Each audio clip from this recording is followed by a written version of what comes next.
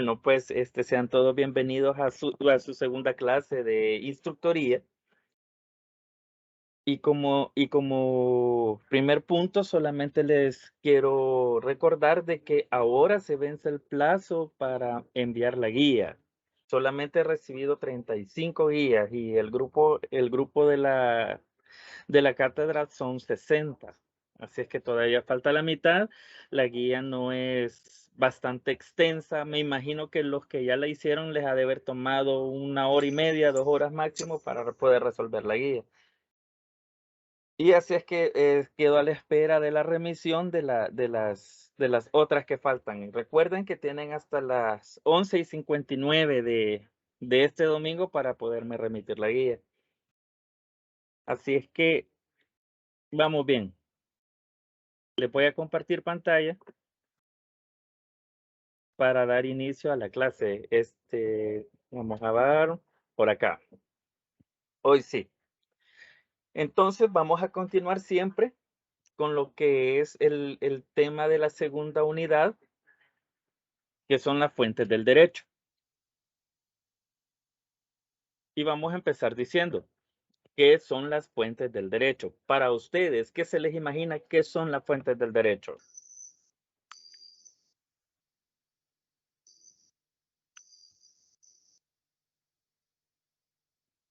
Vamos a ver algún valiente que nos dé una idea de lo que piensa qué son las fuentes del derecho.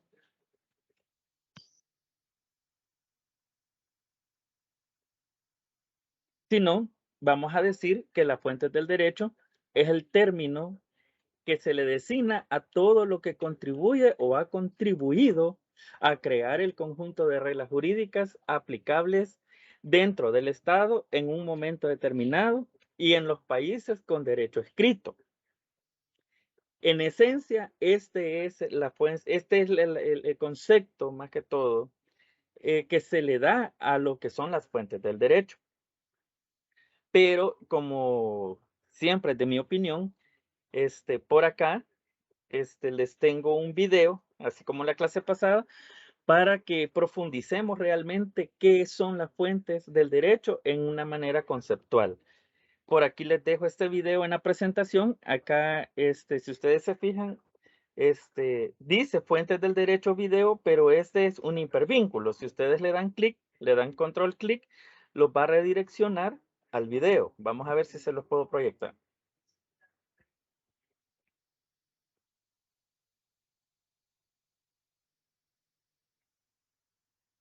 Me dicen si se escucha el video, por favor.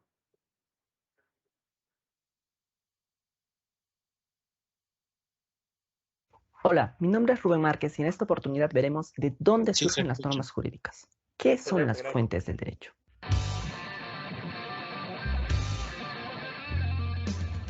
Si yo necesitara agua, podría ir a un manantial, el cual es fuente de agua, para poder saciar mi sed. De igual manera ocurre con el derecho, es decir, al yo necesitar normas jurídicas para resolver un conflicto, puedo acudir a las fuentes del derecho, pues de allí puedo extraer el derecho mismo. Es así que una fuente de derecho es aquella que produce herramientas de derecho. De esta manera se puede entender a las fuentes de derecho como fuentes de producción. Y respondiendo a la pregunta, ¿quién produce normas jurídicas? La respuesta es los poderes públicos, el pueblo a través de la costumbre y los particulares a través de los actos jurídicos como un contrato. Ello responde a una estructura de poder, donde a más poder, mayor facultad para crear normas. Asimismo, tomando como base a Ricardo Guastini, se puede definir a la fuente de derecho a partir de dos concepciones marcadas, el concepto formal de fuente y el concepto material de fuente. Desde la primera concepción, es decir, la formal, se considera fuente de derecho a todo acto autorizado por una norma de producción jurídica que regule el nombre del acto, el nomen juris, el órgano que lo emite y el procedimiento a utilizar. Aquí no importa el contenido del acto normativo. Se considera que es fuente formal de derecho por el solo hecho de que una norma así lo permita. Por tanto, los criterios de identificación de las fuentes son meramente formales. Puede ocurrir que una ley no contenga en absoluto normas, sino en cambio mandatos individuales y concretos, así como puede ocurrir que un acto de la administración pública tenga, por el contrario, contenido normativo. Sin embargo, para la noción formal de fuente, como las leyes están autorizadas para crear normas, entonces toda ley es fuente de derecho. incluso si carece de contenido normativo. Y los actos emitidos por la administración pública jamás podrían ser fuentes de derecho, por más que tengan contenido normativo. Por otro lado, desde la concepción de fuente material, es fuente de derecho todo acto genuinamente normativo. Esto quiere decir que genere cambios en el ordenamiento jurídico sin importar las formalidades. Lo que importa es el contenido. En este orden de ideas, nos conviene concatenar estas concepciones, señalando desde una postura ecléctica que las fuentes del derecho son aquellas que las normas han establecido y cuyo contenido genere cambios reales en el ordenamiento jurídico de forma general y no determinado por un caso en concreto. Así, para el sistema jurídico del civil law que han adoptado los países latinoamericanos,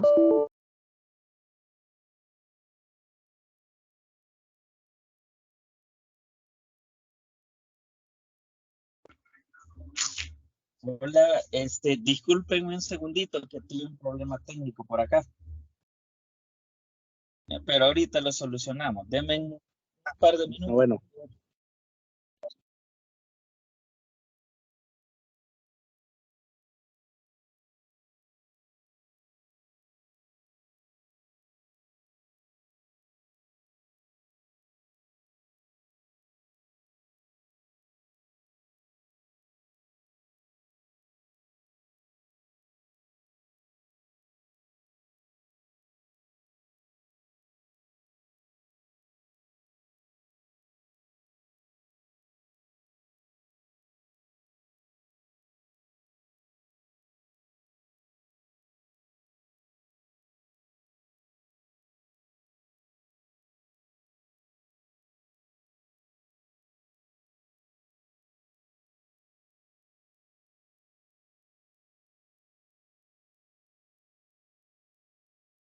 Bueno, permítame un segundito que tuve problemas con la computadora, pero vamos a empezar a proyectar desde aquí del teléfono. Solo denme un segundito para buscar la presentación.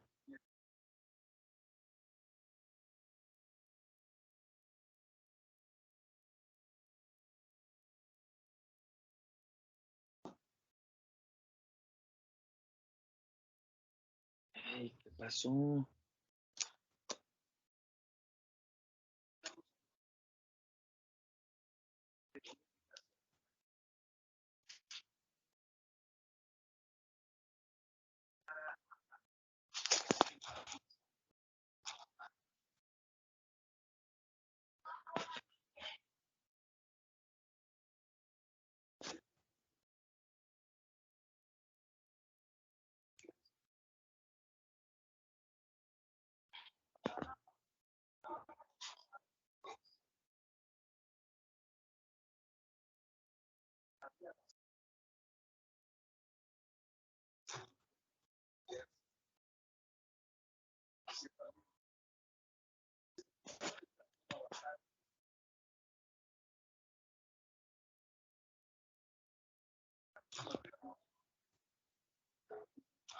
Vaya, vamos a ver si se alcanza a ver. Me dicen, porfa, si se ve la presentación.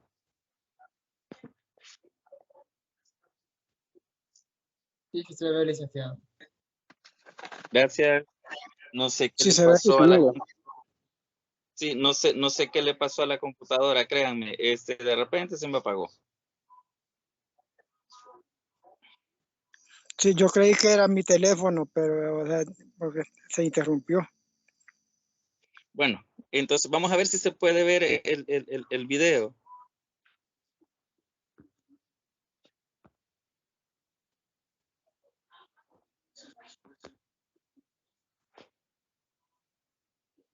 Creo que no me va a dejar proyectarles el video. Es la limitante que tiene el teléfono.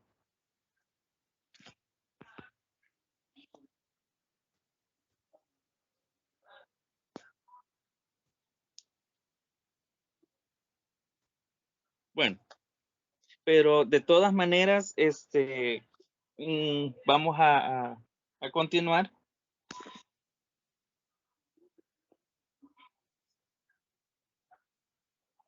El video que les estaba empezando a mostrar, el link, queda anclado o en el hipervínculo que dice fuentes del derecho video. Así de que cuando les suba la presentación al aula Teams, van a poder verlo completo, pero en el video concluye de que para ir, las fuentes del derecho son más que todo, esa es una herramienta que uno utiliza para poder ir a extraer del derecho mismo las leyes para poder resolver una controversia. En conclusión, el objetivo del video era ese, que ustedes comprendieran de que las fuentes del derecho nos sirven para extraer de toda la gama de leyes que tenemos una referencia para poder darle solución a un caso, ya sea penal, civil, mercantil, familiar, administrativo, y ahí está toda la gama de leyes que nosotros podemos utilizar para poder solucionar la controversia que se nos exponga cuando nosotros ya estemos litigando. Y dice también que las fuentes del derecho son los criterios que determina el sistema jurídico en una relación, considerando según tenga antecedentes de derecho escrito, derecho anglosajón y derecho natural. Y vamos a ver qué significa cada uno de estos derechos. Dice que el derecho escrito, vamos a ver quién se acuerda qué es el derecho escrito. Esto ya tienen una idea básica de lo que es el derecho escrito.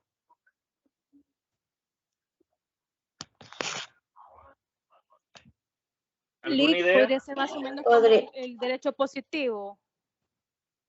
Es correcto. Ahí está. Okay. Sin miedo al éxito. No. Gracias, Lick. Mire, otra consulta. Fíjese que eso me surgió haciendo la tarea que estamos por enviarle. Fíjese que quiere hacer una consulta. Hoy por hoy, ahorita no tengo claro los términos, digamos, del subjetivo y todo eso, pero podría ser que el derecho, que uno dependa del otro, que sean como sinónimos, porque hablaba de repente que como uno es más general y uno es más concreto, se podría decir, porque hablaba que había un derecho que, digamos, decía que era todas las cuestiones como procesos escritos, derecho civil, pero había el otro derecho que era como más concreto, digamos, que era el civil enmarcaba familia, mercantil y todo eso. Usted me está hablando sobre el derecho sustantivo. El derecho sustantivo, es todo lo, por decírselo así, en palabras más sencillas y para que me entienda fácil, el derecho sustantivo son como las reglas que impone el Estado para conducirse dentro de la sociedad. Y el derecho adjetivo es la gama de leyes que tenemos que imponen el procedimiento, el procedimiento de cómo hacer para sancionar a las personas que incurran en un delito, en una falta. No sé si me entiendo el problema. O sea, el derecho, el derecho sustantivo impone las reglas y el derecho adjetivo imponen la forma de cómo aplicar las reglas. Digamos, los procesos o los procedimientos en caso de llevar, por ejemplo, yo ponía, por ejemplo, la cuestión en el caso de algo civil, una boda, ¿qué requisitos tendría que hacer para la boda? Y eso es lo que enmarca el derecho subjetivo. No recuerdo, es que ahorita no estoy en casa y no tengo los anotes, pero sí se me dio como esa inquietud de que eran como uno dependiente del otro, una relación bien directa de uno con otro. Es correcto, es correcto. Se lo voy a poner en el ejemplo que usted me puso. Vaya. Si usted va a celebrar una boda, se va a ir a lo que dice el código de familia, y usted celebra la boda y todo. Usted como abogada celebra la boda y utiliza el código de familia para realizar la boda. Pero ¿qué pasa si hay un conflicto y quieren divorciarse? Ya no va a poder ocupar el código civil. Porque hay un impedimento que la pareja que usted casó ya no quiere seguir con el matrimonio. Entonces, ¿qué es lo que va a hacer? Se va a ir al derecho adjetivo para aplicar el procedimiento para poder ejercer y poder aplicar el divorcio en ese matrimonio. Y esa es las leyes procesales de familia. Y ahí es donde se concatena el Código de Familia y la Ley Procesal de Familia. Muchas gracias, Lick. Ya tengo mayor claridad. Perfecto, bien. Entonces, continuando como me dijeron por acá, no me fijé, el teléfono tiene muchas limitantes y me disculpo por eso. Pero por ahí me dijeron una compañera que es el derecho escrito, es el derecho positivo. Y sí, tiene mucha razón. ¿Y qué es lo que dice el derecho escrito? Dice que el derecho escrito se refiere al derecho positivo, siendo el conjunto de reglas jurídicas establecidas por las autoridades embestidas de poder legislativo y reglamentadas y constatadas por textos oficiales. Y ahí se hace referencia a todas las leyes. Si ustedes se han fijado y han tenido oportunidad de leer un código desde el inicio, ahí dice la Asamblea Legislativa y con la facultad que le da Dios, porque así empieza incluso la Constitución, que el poder constituyente. Entonces a eso se refiere este derecho. Dice, y en la teoría jurídica clásica, el derecho escrito es la contraposición del derecho consuetudinario o derecho oral. Vamos a ver, ¿quién se acuerda qué es el derecho consuetudinario?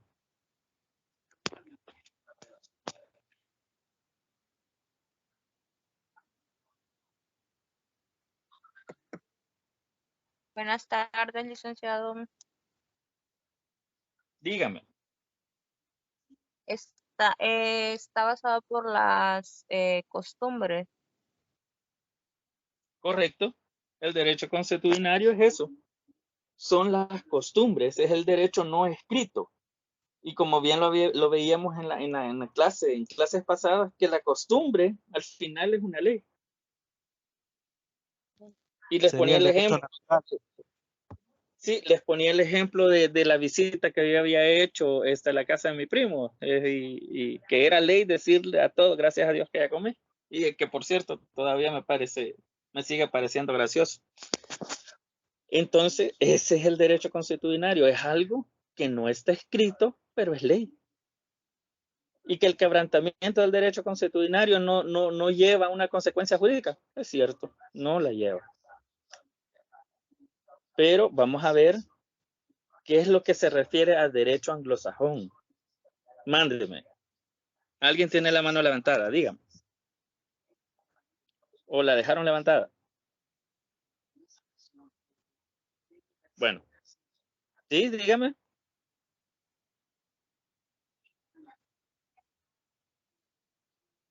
Bueno, sigamos entonces. El derecho Nick, una anglosajón. pregunta, disculpe, soy Magali. De todo lo que está pasando en las láminas de la diapositiva, no vamos a poder copiar nada, pero lo va a dejar en la clase. Lo que pasa es que yo tomo apunte de todo y veo que va. Sí, es corto el tiempo, ¿verdad? Pero va un poquito rápido. No me queda tiempo de copiar. Ah, excelente. Vamos a ir más despacio entonces, pero de todas maneras, todas las presentaciones que yo les estoy dando aquí en la clase siempre van a estar alojadas en el aula Teams. Así es de que si usted se queda así a medias, no se preocupe, porque siempre usted váyase al apartado de archivos, váyase al grupo general de la instructoría, y a la par está un apartado que dice archivo. Ah, pues ahí mismo, ahí va a encontrar la presentación de la clase pasada y esta presentación. Ah, bueno, gracias, Lick. Bueno, entonces decimos que el derecho anglosajón, se basa en la jurisprudencia, que son un conjunto de sentencias que provienen del common law. Esta es una palabra en inglés que significa la ley común. Y si se recuerdan, nosotros estuvimos hablando en la cátedra, en la clase de la licenciada, sobre la clasificación de la norma jurídica, y estábamos hablando también de la jurisprudencia. Entonces, este tipo de derechos consiste en un grupo de principios y de prácticas que no se encuentran escritos en ningún libro. Y para que no piensen de que o vaya a haber cabida a la confusión, ante esta aseveración, cuando dice, cuando no se encuentran escritos en ningún libro, se refiere a ningún libro de ley, a ningún código, a ninguna ley. Simple y sencillamente, las sentencias son como las conclusiones o son lo que dicta. Los criterios. Sí, son lo que dicta el juez para resolver una controversia. Y lógico, esto queda escrito en un papel, pero no, o sea, no se publica, no es de dominio público, sino que simple y sencillamente se va a archivo del mismo juzgado. Por eso les he puesto yo acá una fotito de un juzgado, ya, porque esas sentencias quedan en resguardo en el Archivo General de la Corte Suprema de Justicia. Y de ahí proviene la jurisprudencia. Mándeme. Una pregunta. No sé si es solo a mí o qué, pero no me corre el tiempo en la grabación. No sé si ya lo tenés. Ahorita Sí, se supone que llevamos 24 minutos. Sí, es cierto, como se me detuvo, tuve problemas en la... No, pero sí está corriendo la grabación. Está corriendo. Ok, gracias. Vaya, vamos a seguir. A ver si no se me traba el teléfono también.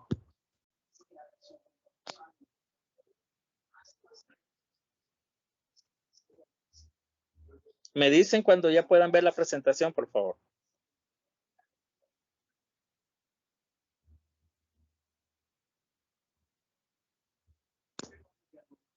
Ya se mira. Ah, ok, perfecto. Sí, se mira. Perfecto. Entonces, ¿cómo seguíamos aquí con la idea? Retomando la idea, el derecho anglosajón se refiere a la jurisprudencia, a toda la gama de sentencias que los jueces dictan en la resolución de un conflicto. Y como les digo, o sea, cuando me refiero a la resolución de un conflicto, me refiero a todas las materias y a todas las ramas que tiene el derecho. Ya, y son las penales, las civiles, las mercantiles, las administrativas, las familiares, a todita la gama o a todita las ramas del derecho, toditas generan jurisprudencia, toditas generan sentencias. Y como les repito, no está escrito en ningún libro porque son expedientes que luego van al archivo de la Corte Suprema de Justicia, que tal vez en un futuro muy lejano o muy cercano, esas sentencias sirven para hacer la jurisprudencia. Y como les explicaba yo en la clase pasada, que para poder hacer una jurisprudencia se necesitan de 3 sentencias similares de un mismo caso. Y les voy a poner un ejemplo. Un ejemplo quizás sencillo, así. Yo sé de que estos ejemplos que les puedo poner no son así tácitos, expresos, pero nada más que sirven para referencia para que ustedes tengan una idea de cómo se utiliza la jurisprudencia. Ahora, imagínense ustedes en un caso en que, digamos, la adopción de un niño. Entonces tenemos que regulado así, tácitamente escrito, en el Código de Familia solamente habla de qué es una adopción y los deberes y las obligaciones del adoptante y del adoptado. Pero surge en el proceso de la adopción, surge un problema que no está escrito en el código. ¿Y qué es lo que pasa? ¿Qué es lo que hacen?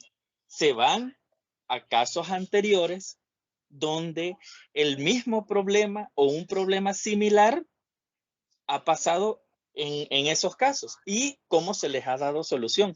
Y ocupan de ejemplo esas 3 sentencias, porque tienen que ser 3 para que sea una jurisprudencia. Toman la referencia de esas 3 sentencias para poderle dar solución al caso actual. No sé si me doy a entender, no sé si me explico. Compañero, entonces aquí en este tipo de derecho anglosajón entrarían las sentencias de divorcio cuando se decretan y donde también puede explicar, ¿verdad? Porque algunas sentencias también llevan a quién le queda la guarda y cuidado de los hijos en el caso que son menores de edad. Este también sería un tipo de derecho. Sí, a esas sentencias son las que entran dentro del derecho anglosajón, que son fuentes de derecho, que a su vez se refiere o se conocen más que todo como jurisprudencia. Ok, muchas gracias. Y les recuerdo que para que sea jurisprudencia debe de ser emanado de un órgano superior. Y eso les estaba explicando en la clase yo, que deben ser emanados por las salas o por las cámaras.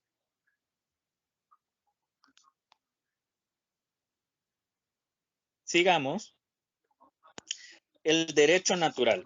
Y seguimos con el derecho natural. ¿Y ese a qué se refiere? A las personas. Vamos a ver, dice el derecho natural o el ius naturalismo. El ius naturalismo es el poder del naturalismo y que se distingue del derecho positivo y en boga, y viene o en boga a finales del siglo XIX, que define la existencia de las reglas universales o derechos del ser humano. O sea, antes de que existieran los derechos humanos como tal, existía el ius naturalismo o el poder del naturalismo. Y estas son inalienables, innatas, de su misma existencia y se basa en la teoría de la viabilidad y la teoría de la vitalidad. O sea, antes de que existieran los derechos humanos como tal, que ahora es una gama de derechos inherentes al ser humano que igual son inalienables, intransferibles, que son innatos, existía el ius naturalismo, que es el poder del naturalismo. Y se basaba en estas dos teorías, la teoría de la vitalidad y la teoría de la viabilidad. Ahora, esto con la entrada de los derechos humanos ha quedado como derecho histórico, como una fuente del derecho histórico. Pero vamos a ver, vamos a ahondar un poquitito nada más y se los voy a poner para que no digan, o sea, o no tengan así una idea en el aire que diga y qué era la teoría de la vitalidad y qué era la teoría de la viabilidad. Entonces vamos a ver a qué se refería cada una de las teorías para saber de dónde venía el ius naturalismo antes de los derechos humanos. Vamos a ver la teoría de la vitalidad. Y por acá les he puesto para hacerle referencia a un bebé. Y dice la teoría de la vitalidad, que esta teoría dice que para que el ser humano sea considerado persona, debe cumplir los siguientes requisitos. Nacer con vida, tener una figura humana y vivir por lo menos 24 horas separados de la madre. Fíjense cómo era la teoría de la vitalidad. Quiere decir, y a mí es... Sí, dígame. Hola, hola. Ahí dice viabilidad, teoría de la Sí, viabilidad. sí, perdón, es estamos viendo la teoría de la viabilidad. Fíjense cómo dice esta teoría. Esta teoría dice que tenía que nacer con vida. Quiere decir, y esto es, no sé cada cuánto pasa, pero no sé si tienen ustedes referencia o conocimiento de que hay mujeres que tienen bebés y nacen fallecidos, nacen muertos los bebés. Entonces quiere decir que basados en esta teoría, ese bebé que había nacido muerto no le aplicaba ningún derecho. Igual, el que tiene que tener figura humana. Y yo me pongo a pensar, ¿y será que los bebés que nacían con extremidades extras, así como, o que son siameses, que son unidos, decía yo, y eso quiere decir que no le daban derechos, decía yo, solo porque tienen un extra de la figura humana? Y toda esta teoría, como les repito, era puesta antes del siglo XIX y hasta el siglo XIX. O que tenía que vivir 24 horas separado de la madre. No sé si ustedes han oído de la muerte súbita en los bebés. Entonces, la muerte súbita quiere decir de que el bebé nace sano, nace bien, todos sus órganos funcionando, sus señales de vitalidad, o sea, tiene pulso, respira, tiene calor corporal, pero de repente y así para nada fulminantemente fallecen. O sea, y sin qué ni para qué. Entonces, a eso se refería esta teoría de la vitalidad, que debía de cumplir los 3 requisitos para ser considerado como persona y para poder tener acceso a los derechos naturales. ¿Estamos bien hasta acá? ¿Sí? Sí. Sí, sí. Perfecto.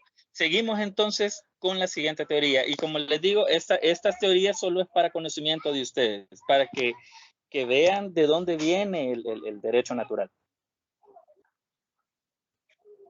Dice la teoría de la vitalidad.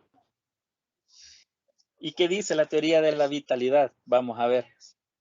Dice, esta teoría dice que para ser persona basta con nacer con vida expresada, o sea, mediam vocem, refiriéndose al llanto. Pero según los preculeyanos, para que no tengan la idea en el aire, era una escuela de derecho de la antigua Roma. Esta teoría era según ellos, los preculeyanos, pero tenían la contraparte que son los sabinianos, que también era una escuela de la antigua Roma, que al mismo tiempo que los preculeyanos, daban sus teorías y daban sus resoluciones conforme a derecho. Entonces, pero los preculeyanos afirmaban, los sabianos afirmaban que no siempre llora un bebé y que para esto bastaba cualquier manifestación de actividad del cuerpo.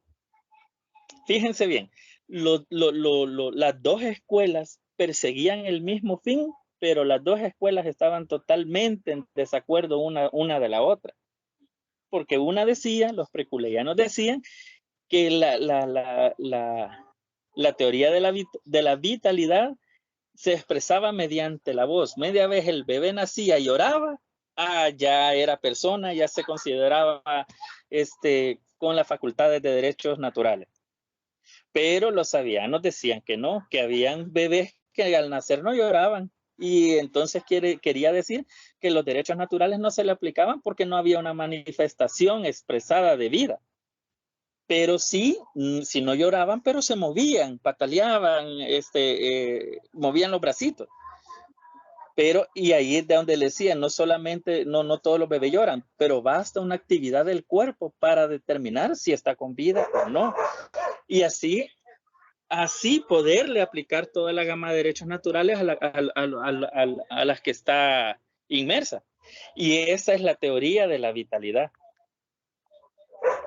Y a estas dos teorías se refiere la teoría, el derecho natural. Pero como les digo, esto es solo para enriquecer nuestro conocimiento. Es un poco para que digan, el derecho natural, el derecho natural es todo lo que comprende la persona y estos son inalienables, estos son intransferibles, estos son innatos a la persona humana y según la teoría de la vitalidad y según la teoría de la viabilidad, para poder acceder a ellos, uno debe de estar vivo y debe de estar fuera del vientre de la madre, y el otro solamente para acceder a los derechos, nada más basta con la manifestación de vida. Entonces, esto es más que todo para enriquecer nuestro conocimiento. Y acá les dejo un esquema de cómo van las fuentes del derecho, de cómo están conformadas, para que tengan una perspectiva más amplia de cómo están ordenados. Y dice, tenemos a las fuentes del derecho. ¿Cuáles son las fuentes del derecho? Las fuentes del derecho son 3. Son históricas, son materiales o reales y son formales. Dentro de las fuentes del derecho históricas tenemos las de conocimiento, que son las leyes vigentes, son las leyes no vigentes, pero sirven de referencia. Y eso es lo que yo les decía, cuando viene una ley y reemplaza a una ya existente. Entonces, ese tipo de ley siempre pertenece a la gama del derecho positivo, pero es una ley escrita no vigente, ya no es aplicable. Así, y les voy a poner un ejemplo. Antes de que existiera el Código Procesal Civil y Mercantil, existía el Código de Procedimientos Civiles. Pero viene y la Asamblea Legislativa dice, vamos a reformar esta ley, vamos a crear una ley nueva, vamos a crear una ley que se acople mejor a la realidad de la sociedad, y viene y deroga la Ley de Procedimientos Civiles y da vida a la ley, al Código Procesal Civil y Mercantil. Pero ¿qué es lo que pasa? El Código de Procedimientos Civiles, es cierto, ya no es aplicable, es cierto, ya no tiene poder coercitivo, pero no deja de ser ley. Simple y sencillamente se va a la fuente del derecho histórico de conocimiento. Está la ley y nos sirve como referencia, como para darnos una idea de lo que se puede hacer o de lo que se pudiera hacer en una controversia. Lo podemos tomar como un referente, pero no aplicable. Y también dentro de las fuentes del derecho histórico tenemos las de producción, que es lo que estábamos hablando en la clase con la licenciada, que son las reservas de ley. Hay leyes de que salen como decreto legislativo y pasan todo el proceso de formación de ley, pero hay algo que no cumplen. Hay algo que les impide salir a la luz como una ley formal y coercitiva. Y esa iniciativa de ley se va a archivo. O simple y sencillamente, al momento que iba a salir a la luz esa ley, simple y sencillamente se extinguió el motivo por el cual iba a salir a la luz y ya no era necesario sacarla como ley. Simple y sencillamente se va a archivo y se le toma como reserva de ley. Y eso va dentro de las fuentes históricas de las fuentes del derecho. Ahora, también tenemos las fuentes materiales o reales. Y estas se refieren a la creación de las leyes. Y aquí les pongo que es del órgano legislativo y consta de las ramas y consta de las normas físicas y vigentes, que son las que conocemos todos, que son los códigos penales, civiles, mercantiles, los códigos de familia, y solamente les menciono estos porque son los más fáciles, los más accesibles, los que ahorita ustedes inmediatamente van a poner en uso cuando vayan avanzando en su carrera. Pero no solamente existen esos códigos, digamos que esos son los primarios, la ley secundaria después de la Constitución. La ley primaria es la Constitución, la ley secundaria son los códigos. Pero no solamente existe eso, sino que también existen bastantes leyes que no son los códigos, que son coercibles, que tienen coercibilidad. Por ejemplo, les voy a poner la ley especial de lavado de dinero y activos.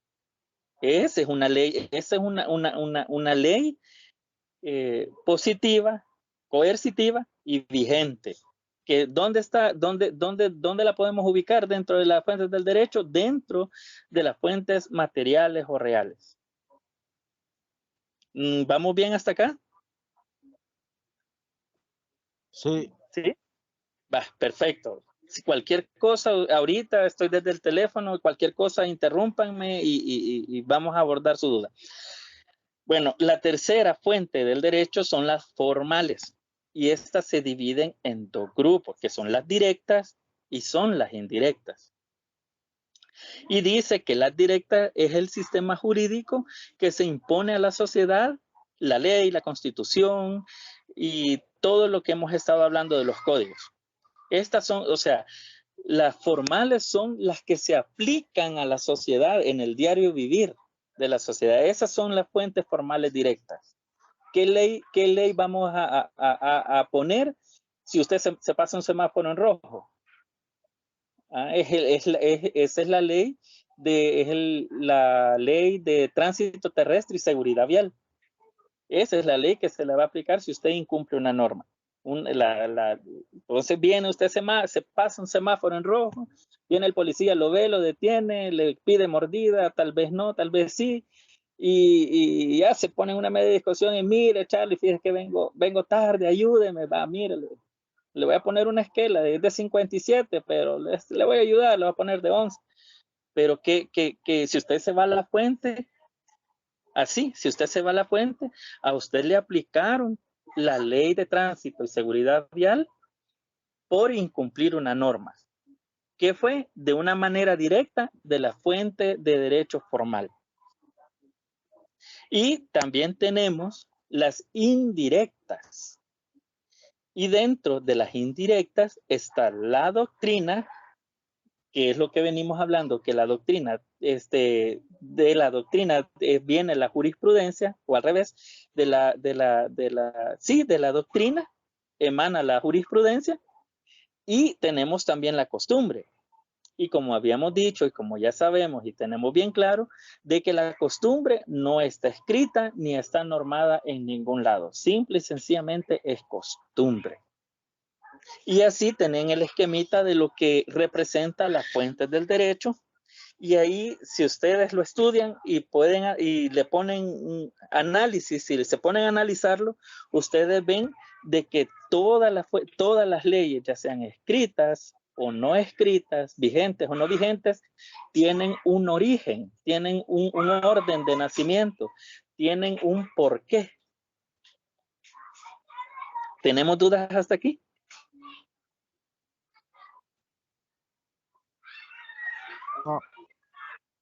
No, perfecto.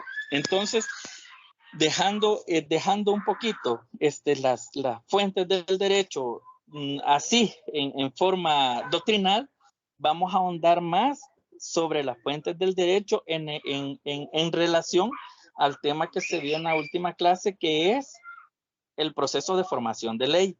Esa fue la clase del miércoles, si no me equivoco, ¿verdad? Entonces vamos a ver la fuente de derecho formal o real y cómo nace una ley desde ese tipo de fuente. Y vamos a tomar copia de la presentación que les hizo la licenciada, y he retomado acá un pequeño, el concepto que ella les puso. ¿Por qué? Porque vamos a ahondar más, porque si ustedes se acuerdan, ella les hizo mención que era una iniciativa de ley y cuál era la conceptualización, pero de ahí se fue directo a lo que era el proceso de formación de ley, pero acá nosotros vamos a profundizar qué es el concepto de la iniciativa de ley. Y si recuerdan, ustedes dicen que la iniciativa de ley es la facultad que la Constitución otorga a determinados funcionarios y que consiste en una propuesta o moción para iniciar formalmente el acto de legislar. También dice que toda iniciativa de ley debe someterse a consideración del pleno. Ojo, aquí les he puesto en rojito el pleno. Y al pasar a estudios de la comisión correspondiente, también está en rojo,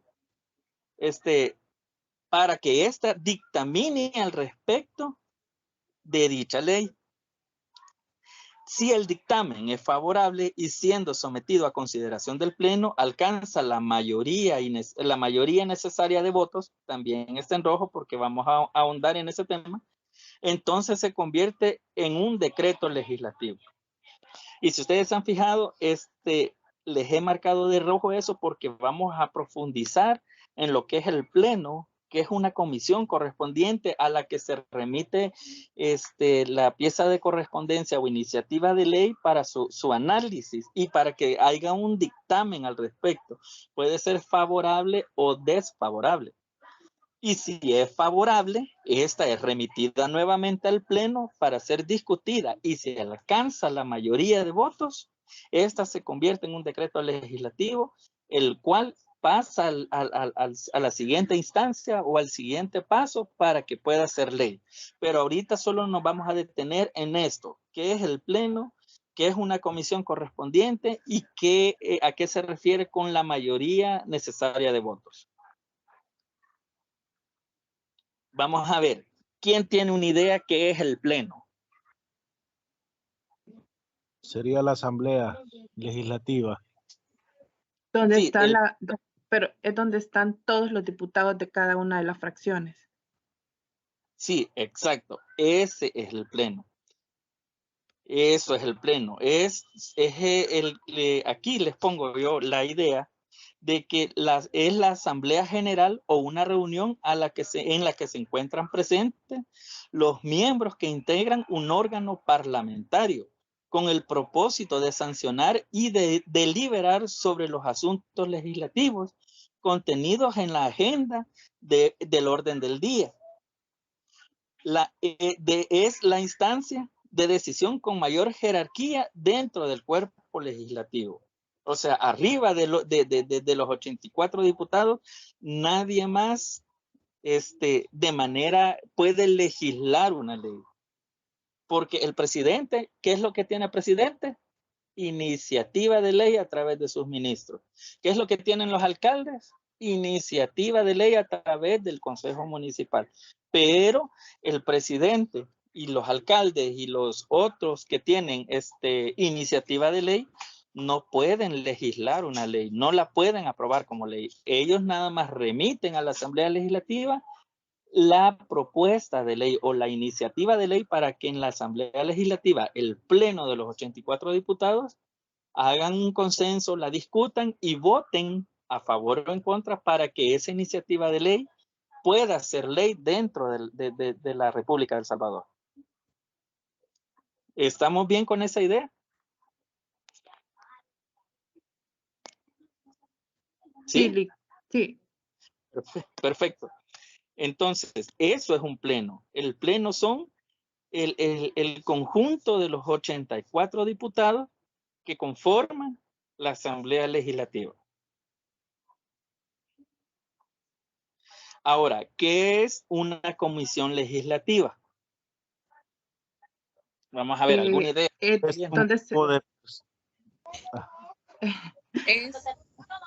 donde se reúnen, por ejemplo, distintos, no, a veces no son solo de un partido, sino que puede ser de un solo partido, pero son los diputados que se reúnen en un salón para llevar una iniciativa de algo que les han propuesto, ya sea del pueblo o un ministro, o ellos mismos han visto la necesidad de promover algo.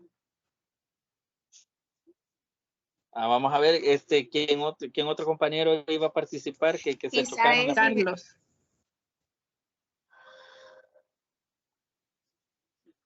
Vamos a ver, ¿qué dice Carlos? La comisión es un grupo de los mismos 84 diputados, los dividen por grupos y son los que ellos conforman cada uno según lo que sea la comisión para lo que es Hacienda, Ministerio de Trabajo y cada uno para descentralizar lo que es para las leyes. Ok. Vaya, vamos retomando las dos ideas. Vamos a ver, yo escuché que alguien más quería participar. Y buenas tardes, es un grupo conformado por diferentes diputados para conocer determinados proyectos. Vaya. Y déjenme decirle que todas las ideas que ustedes tienen de qué es una comisión de legislativa, tienen razón, es correcto, van encaminados a lo que ustedes han dicho. Y vamos a ver qué es lo que dice. Dice que son grupos de trabajo conformados por diputados y diputadas propietarios, con el propósito de estudiar y analizar y aprobar o rechazar las diferentes iniciativas de ley que se presentan en la Asamblea Legislativa. Y ahora aquí les presento. Lástima que la computadora me falló, sino porque yo quería de que estudiáramos también la RIAL. ¿Saben ustedes qué es la RIAL? Esas son las siglas. Vaya, la RIAL es el reglamento interno de la Asamblea Legislativa. Y eso es una ley material. ¿Dónde se aplica? En la Asamblea Legislativa. Y dice en el artículo 38 del reglamento interno de la Asamblea Legislativa que hay 4 tipos de comisiones, las cuales están conformadas como comisiones permanentes, comisiones transitorias, comisiones ad hoc, como que si fuera la marca de zapatos, pero no, es ad hoc, y comisiones especiales. Dentro de la RIAL está nada más regulado estos 4 tipos de comisiones. ¿Ya sabían eso? No. Sí. ¿Sí? Vale, perfecto. Entonces vamos a profundizar más qué son las comisiones permanentes, qué son las comisiones transitorias, qué son las comisiones ad hoc y qué son las comisiones especiales. Y vamos a empezar por las comisiones permanentes. Y dice, estas están establecidas en el artículo 39 de la RIAL, del reglamento interno de la Asamblea Legislativa. Y vamos a ver, ¿quién tiene una idea de cuántas comisiones permanentes hay en la Asamblea Legislativa? ¿Quién tiene una idea? Pueden ser, ¿qué? 7, 10. Si no me equivoco, son 13. 13. Vamos a ver, ¿quién da más? ¿Quién da más? Pues creo que son como 7. Como 7. Vamos a ver, la compañera dio menos. Una última participación. Vamos a ver cuántas comisiones permanentes puede tener la Asamblea Legislativa. ¿Una idea? ¿Más de 10? ¿Menos de 10? ¿Más de 15? 14. Va, él nos dio una más de 13, 14. Va, excelente. Vamos a ver cuántas comisiones permanentes, según el artículo 39 de la RIAL, son. Vamos a ver. Aquí tenemos que están las comisiones política, legislación y puntos constitucionales, las relaciones exteriores, integración centroamericana y salvadoreños en el exterior, la Comisión de Justicia y Derechos Humanos, la Comisión de Cultura y Educación, Obras Públicas, Transporte y Vivienda, Asuntos Municipales, Economía, Hacienda y Especial del Presupuesto, Defensa. Pero les tengo una sorpresa, son más. Y también está la de Seguridad Pública y Combate al Narcotráfico, la Comisión de Salud, la Comisión de Medio Ambiente y Cambio Climático, la familia, la Comisión de Familia, Niñez, Adolescencia, Adulto Mayor y Personas con Discapacidad, la Comisión de Trabajo y Previsión Social, la de Juventud y Deporte, la Comisión de la Mujer y de la Igualdad de Género, la Comisión Agropecuaria, la Comisión de Reformas Electorales y Constitucionales y finalmente las comisiones financieras. ¿Qué les parece? ¿Cuántas comisiones tenemos dentro de la Asamblea Legislativa? Y estas son, según así reglamento interno, son 20 comisiones permanentes. Y ahí se las presento las 20. Y los invito, si ustedes pueden descargar, ustedes métanse a la página oficial de la Corte Suprema de Justicia y traten de bajar el reglamento interno de la Asamblea Legislativa. ¿Por qué? Porque también en ese reglamento interno de la Asamblea Legislativa regula el proceso de formación de ley. Así es que lo van a ocupar. Si pueden descargarlo, descárguenlo. Yo voy a tratar de subírselos también al aula de Teams para que les sea más fácil. Pero vamos a seguir. ¿Cuáles son las comisiones transitorias? Y dice que estas son las que se constituyen de acuerdo a la junta directiva. ¿Cuál junta directiva? Es la junta directiva del pleno legislativo. Si ustedes se recuerdan, en el pleno legislativo hay un presidente de la Asamblea Legislativa, hay un secretario de la Asamblea Legislativa, y así se va conformando la junta directiva de la Asamblea Legislativa, que son los que moderan y son los que llevan la batuta en cada plenaria. A esa junta directiva se refiere. Para el correspondiente periodo legislativo. O sea, ellos van a designar las comisiones transitorias que estimen convenientes para poder darle seguimiento a cualquier iniciativa de ley o a cualquier anteproyecto de ley o a cualquier situación en la que la Asamblea Legislativa deba de tener un ojo clínico, un ojo de supervisión.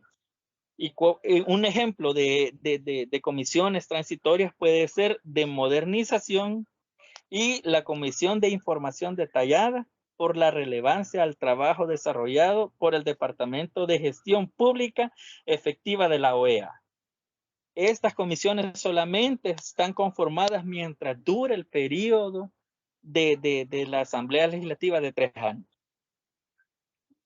Y también dijimos que estaban las comisiones ad hoc, como que fuera la empresa de zapatos, pero no, es ad hoc. ¿Y qué es una comisión ad hoc? Estas establecen por acuerdo de la junta directiva para un trabajo en concreto. ¿Y cómo podemos tener un ejemplo de una comisión ad hoc?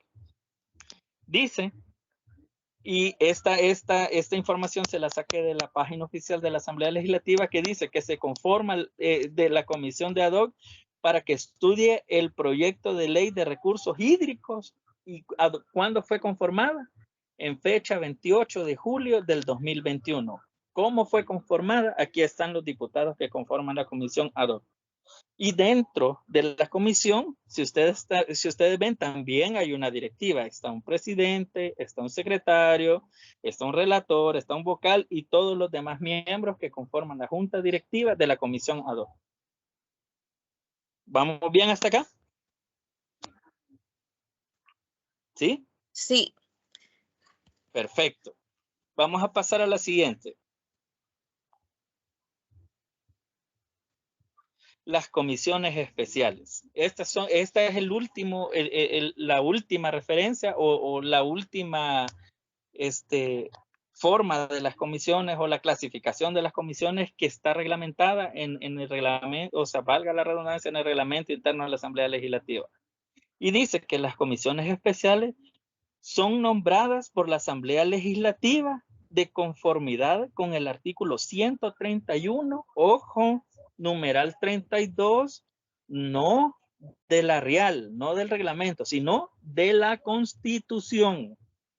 Y lástima de que se me arruinó la computadora, sino porque vamos a ver a alguien que tenga la Constitución a la mano, que nos lea el artículo 131, numeral 32. Alguien que me ayude por ahí.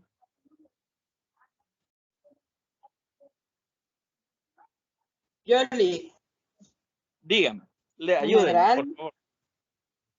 Artículo 131, numeral, ¿qué? 32. 32, dice. Nombrar comisiones especiales para la investigación de asuntos de interés nacional y adoptar los acuerdos o recomendaciones que estime necesarios con base en el informe de dichas comisiones. Vaya, ahora hágame un favor, compañera.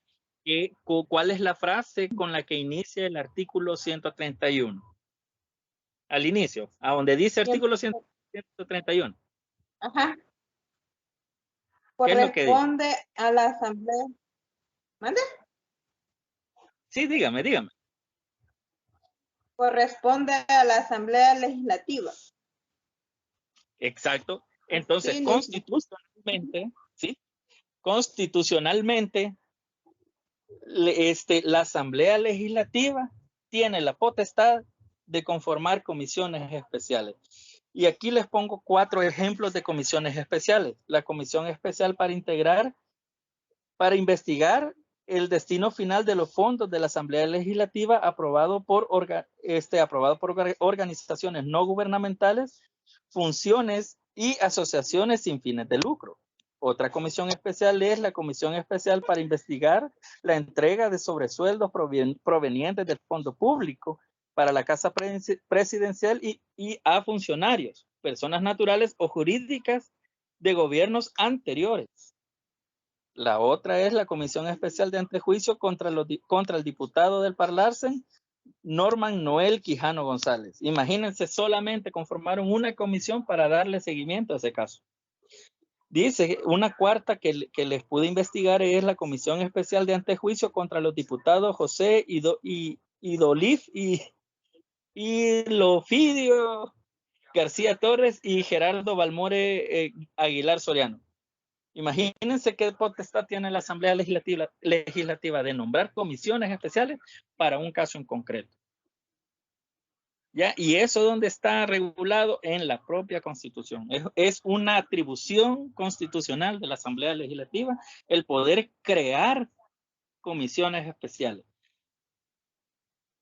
Y finalmente vamos a hablar, ¿se acuerdan que en el concepto que habíamos dicho de iniciativa de ley, de que si la iniciativa de ley alcanza los votos necesarios para poder ser ya publicada como ley y que tenga el poder coercitivo dentro de la sociedad? ¿Ustedes conocen cuál es el sistema de votación de la Asamblea Legislativa? Mayoría simple y mayoría calificada. Solo dos, mayoría simple y mayoría calificada. Y si yo les digo que son 4, vamos a conocerlas. La primera, como bien nos dijo ahí la compañera, que es la mayoría simple. ¿Y cómo se constituye la mayoría simple? Es en los votos del 50% más 1 del pleno completo. ¿Y esto a cuánto equivale? A 43 votos. Hay iniciativas de ley o hay anteproyectos de ley o existen cosas, digamos, para la creación de una comisión, puede ser para cualquier cosa, que solamente se requiere del voto de la mayoría simple. ¿Cuántos diputados tienen que votar a favor para que se pueda arrancar con ese proyecto? 43 votos. También tenemos la mayoría calificada. Y esta es la 2 tercios o 2 tercios o partes del pleno. ¿Cuántos votos equivale 2 tercios del pleno? Son 56 votos. Sí, ustedes pueden hacer la cuenta ahí. Ustedes en una calculadora ponen 84 entre 3. Creo que les da como a 21. Y no, perdón, quiero ver. No tengo una calculadora aquí cerca, pero ustedes pueden hacerla así matemáticamente. Son 84 diputados y dice que la mayoría calificada son los 2 tercios. Entonces, ¿cuántos votos son? 84 entre 3. Y ese creo que es 20, quiero ver. 28 haciendo la... Vaya, entonces esos 28, pongámoslo por 2, son 56. Y así, esa es el sistema de votación de mayoría calificada. O sea, tienen que estar de acuerdo 2 tercios, o sea, dividamos la Asamblea Legislativa o los 84 diputados entre 3. Entonces, de esos 3 bloques, 2 bloques tienen que estar de acuerdo para poder aprobar con mayoría calificada. Pero también está la mayoría calificadísima o especial. Esta sí requiere de más votos. Dice que requiere de 3/4 partes del pleno para dar una luz verde o para dar el banderillazo de salida para una iniciativa de ley, para la conformación de una comisión, o sea, para cualquiera que se necesite una mayoría calificada es las 3/4 partes del pleno. ¿Y cuántos votos son las 3/4 partes del pleno? Son 63 votos. ¿Y cómo podemos hacer o para calcular las tres cuartas partes del pleno? Fácil, ponemos 84 entre 4, así creo que da 21. Y esos 21 por 3 les tiene que dar 63. Entonces, para la mayoría calificadísima se necesitan las 3/4 partes del pleno para aprobar algo.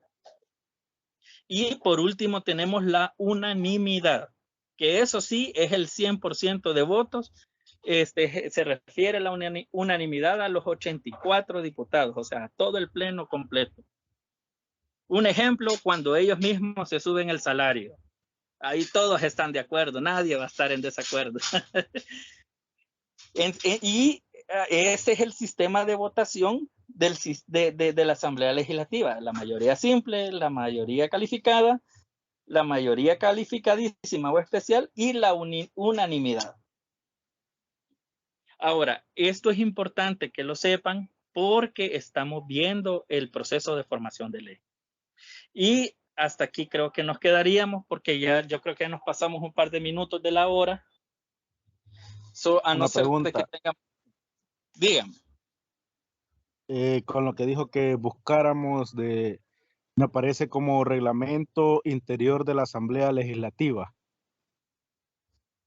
Sí, yo creo que sí se llama, no es reglamento interno. Yo creo que ahí debe de haber un pequeño error en su búsqueda, pero vamos a hacer algo.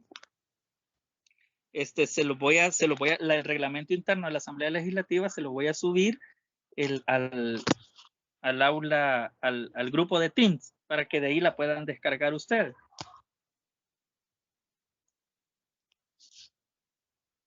¿Estamos de acuerdo? Compañero, ¿y esta diapositiva nos la va a dejar acá en el aula? Sí, claro. Claro. Todas las diapositivas que yo les ocupo para la clase, para nuestra clase, van a quedar alojadas en el grupo de Teams. Ok, gracias.